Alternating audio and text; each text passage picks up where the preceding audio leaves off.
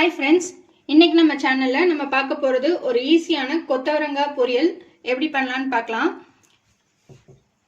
அதுக்கு நான் கொத்தவரங்காயை நல்லா வேக வச்சு எடுத்து வச்சுருக்கேன். இதை நான் மண் சட்டியில் தான் பண்ண போகிறேன். மண் சட்டி நல்லா சூடாயிடுச்சு. இதில் எண்ணெய் ஆட் பண்ணிக்கலாம். கடலை எண்ணெய் ஆட் பண்ணுறேன். எண்ணெய் சூடாயிடுச்சு. இப்போ இதில் கடுகு ஆட் பண்ணிக்கலாம். கடுகு நல்லா பொரிய ஆரம்பிச்சிருச்சு. இந்த டைமில் நம்ம கடலைப்பருப்பு ஆட் பண்ணிக்கலாம்.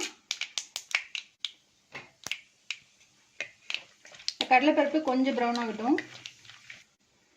கடலைப்பருப்பு ப்ரௌன் ஆனதுக்கப்புறமா கருவேப்பிலை ஒரு கொத்து ஆட் பண்ணிக்கலாம். பெரிய வெங்காயம் ஒரு மீடியம் சைஸ் வெங்காயம் ஸ்லைஸ் பண்ணி வச்சுருக்கோம், அதை ஆட் பண்ணிக்கலாம். இந்த வெங்காயம் வதங்கிட்டு இருக்கும் போதே இது கூட உப்பு ஆட் பண்ணிக்கலாம். இந்த டிஷ்க்கு தேவையான அளவுக்கு உப்பு. ஏற்கனவே நான் கொத்தவரங்காய் வேக வைக்கும் போதும் உப்பு போட்டு வேக வச்சுருக்கேன். ஸோ உப்பு பார்த்துட்டு ஆட் பண்ணிக்கோங்க. வெங்காயம் நல்லா வதங்கிடுச்சு. இந்த டைமில் தக்காளி ஒரு சின்ன சைஸ் தக்காளி அதை ஆட் பண்ணிக்கலாம். நல்லா பழுத்த தக்காளியை எடுத்துக்கோங்க.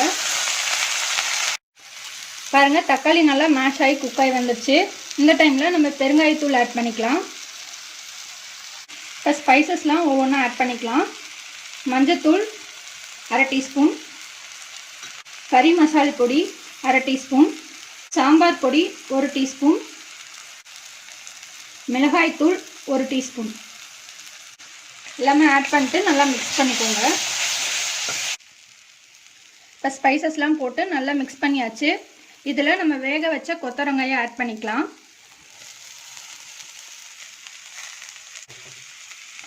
ஆட் பண்ணிட்டு நல்லா மிக்ஸ் பண்ணிடுங்க. இந்த மசாலோட இந்த கொத்தவரங்காய் நல்லா மிக்ஸ் ஆகி வரணும். நல்லா மிக்ஸ் பண்ணியாச்சு. நம்ம கொத்தவரங்காய் பொரியல் ரெடி ஆயிடுச்சு. இதை நம்ம ஒரு பவுலுக்கு ட்ரான்ஸ்ஃபர் பண்ணிக்கலாம். பாருங்க, நம்ம கொத்தவரங்காய் பொரியல் சூப்பராக ரெடி ஆயிடுச்சு. இது டக்குன்னு ஈஸியாக செய்யக்கூடிய ரெசிபி. இது ரச சாதம், சாம்பார் சாதம் இது கூட காம்பினேஷன் அல்டிமேட்டாக இருக்கும். ஸோ ட்ரை பண்ணி பாருங்கள்.